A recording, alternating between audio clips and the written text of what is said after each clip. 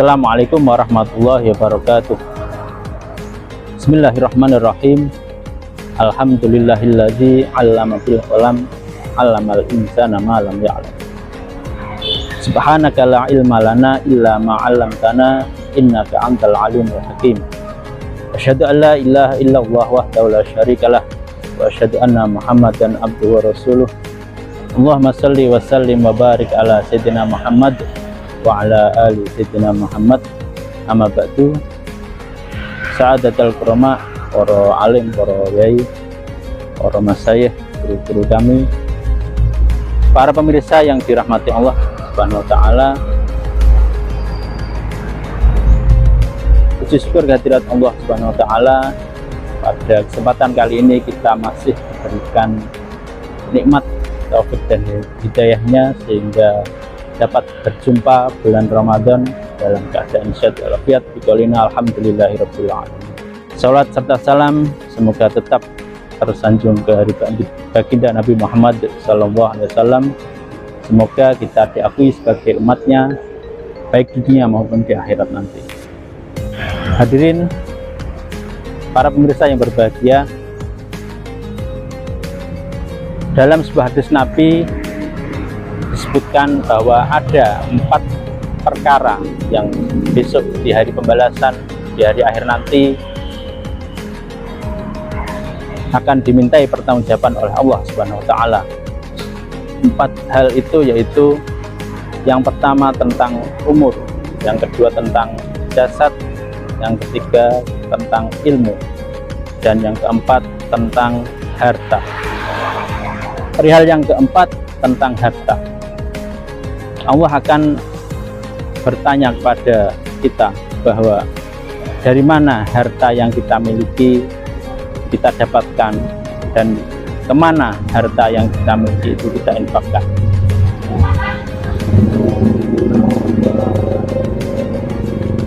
Dalam bahasa hadis disebutkan min aina iktasabahu wa fima anfaqahu. Dari hal ini dapat kita jelaskan secara ringkas bahwasanya ekonomi Islam adalah semua kegiatan atau perilaku manusia, baik itu secara pribadi, sebagai kepala keluarga, sebagai kepala pemerintahan, dalam hal tata kelola harta, dalam hal pengelolaan harta, bagaimana kita mendapatkan harta itu, apakah sesuai syariat Islam atau tidak, bagaimana kita membelanjakan harta yang kita dapat sesuaikah dengan prinsip-prinsip syariah. Dalam mendapatkan harta itu harus sesuai dengan prinsip syariah, yaitu tidak ada kecurangan, tidak ada kezaliman, tidak ada gharar, tidak ada unsur yang mendolimi kepada pihak lain. Itu yang perlu digarisbawahi. Dalam hal membelanjakan, kita tidak boleh membelanjakan harta yang kita punya pada hal-hal yang maksiat. Jadi pada intinya ekonomi Islam adalah ekonomi yang berketuhanan, berkeadilan, dan bersumber dari dalil-dalil Al-Quran dan hadis Rasulullah SAW. Ada sebuah pertanyaan bahwa apakah sama antara ekonomi Islam dengan ekonomi syariah? Secara bahasa ada dua istilah, ada 2 kata, ekonomi Islam dan ekonomi syariah. Secara etimologis, ekonomi berasal dari bahasa Yunani, yaitu oikos nomos, yang artinya pengaturan keuangan rumah tangga.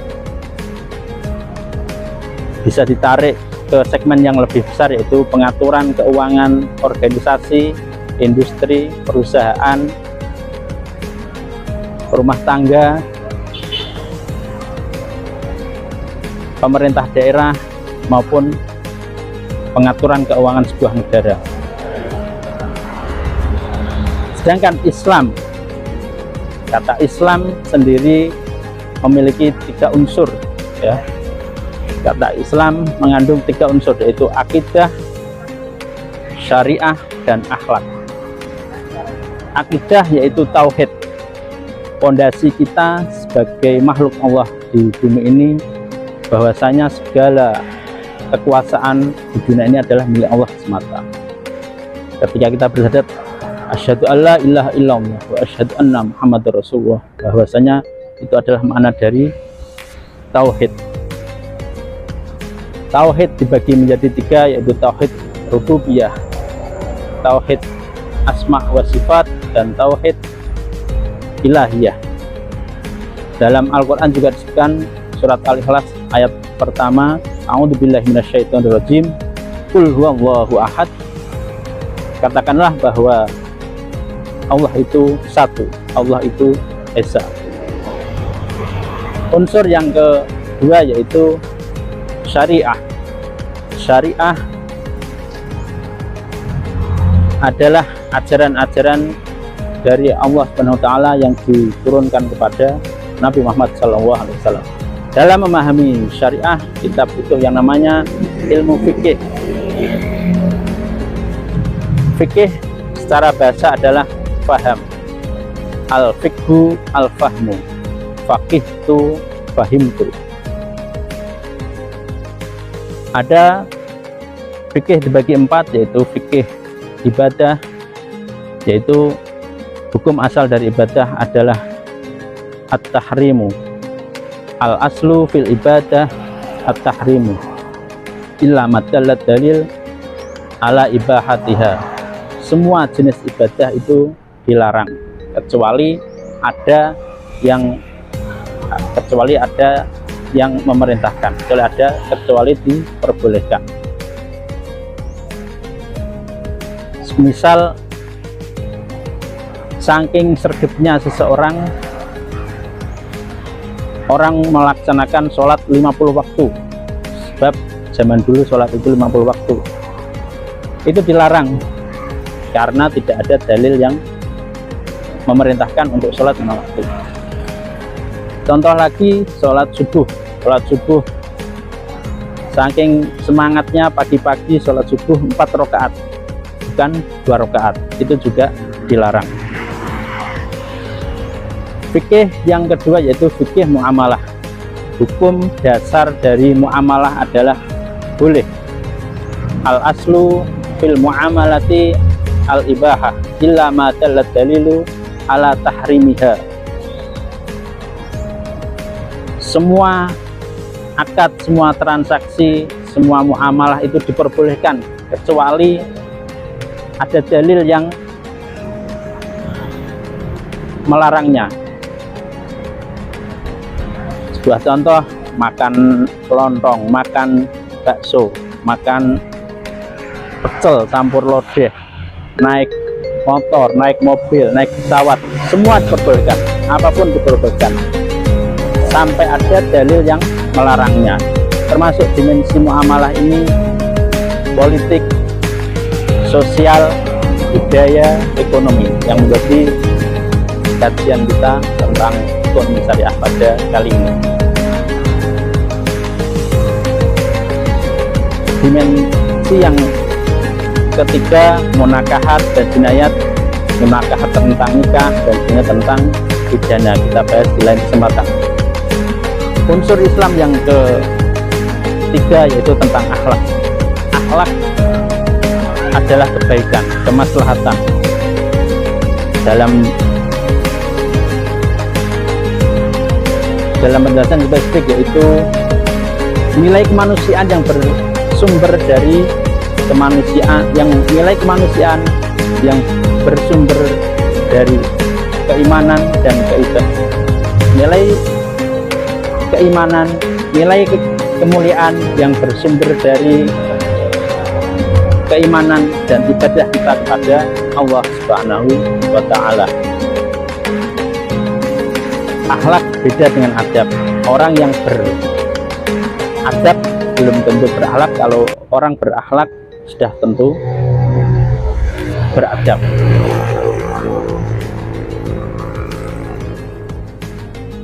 Ada sebuah pemahaman baru terkait ekonomi syariah ini yang disampaikan oleh Dr.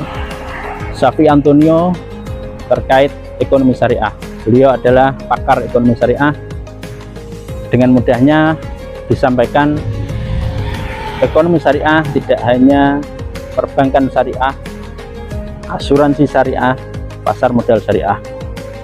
Dalam sebuah definisi disebutkan bahwa kullu nasyatat at-tijariyah sawa'un kana fil intaj wat taswiq wal mabi'at was sina'at wa kadzalika at-taswiq wat tamwil al mabniyah alal ususi wal qawaid al ma'khudah minal Qur'an was sunnati shahihah lahiya al-iqtisad al-islami. Ekonomi Islam adalah seluruh kegiatan komersil, baik itu produksi, industri, pembiayaan, pemasaran, begitu juga manajemen SDM, manajemen operasional, manajemen keuangan yang bertumpu dan berprinsip dan mengambil dari sumber-sumber hukum Al-Quran dan hadis disebut ekonomi Islam. Banyak masyarakat mengistilahkan bahwa ekonomi syariah itu sangat kecil sekali, tidak sampai 5% di Indonesia ini, bahkan lebih kurang. Makanya mereka frustasi, ekonomi Islam kecil sekali. Mereka menganggap bahwa ekonomi Islam hanya perbankan Islam saja atau perbankan syariah saja.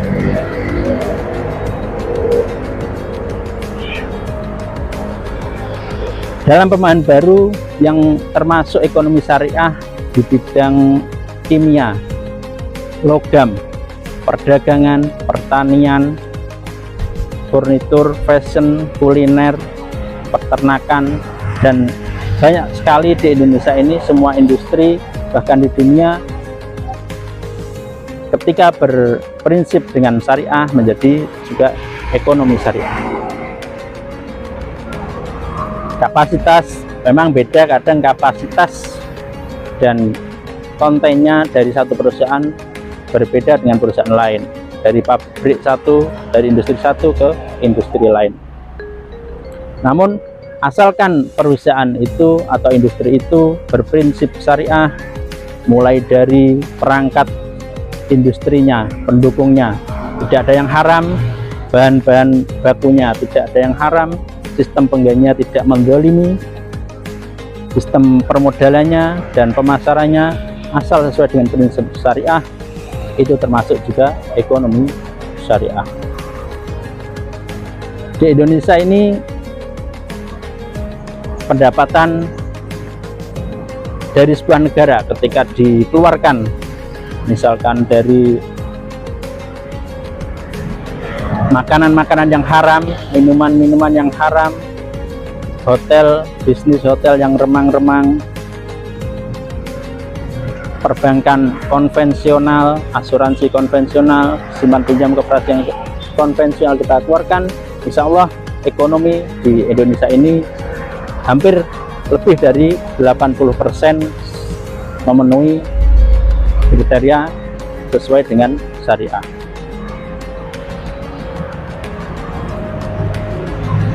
Bisa dikatakan orang Islam, orang Muslim tidak melaksanakan syariah, dan sedangkan orang yang non Muslim itu melaksanakan syariah. Semisal tetangga kita orang Muslim menjual arak, menjual unsur-unsur yang mendorong orang berbuat judi, menjual makanan yang haram, itu tidak sesuai dengan syariah. Akan tetapi tetangga kita yang berjualan kelontong, berjualan semen, bahan bangunan, buku, dan hal-hal yang dihalalkan itu sesuai dengan syariah. Jadi syariah memang unik dan indah. Semoga kita dapat mendorong perusahaan-perusahaan, industri-industri lebih banyak lagi yang menjalankan sesuai dengan syariah, dan kita bisa memasyarakatkan ekonomi syariah dan mengekonomikan syariah masyarakat. Terima kasih atas perhatiannya. Terima kasih atas perhatiannya telah menyimak video ini awal sampai akhir. Semoga kita diberikan keberkahan hidup kita, diberikan umur panjang, dapat berjumpa lagi bulan Ramadan di tahun mendatang. Kita tutup dengan doa. Subhanakallahumma bihamdika asyhadu an la ilaha illa anta astaghfiruka wa atubu ilaik. Allahumma muwaffiq ila aqwamit thoriq. Assalamualaikum warahmatullahi wabarakatuh.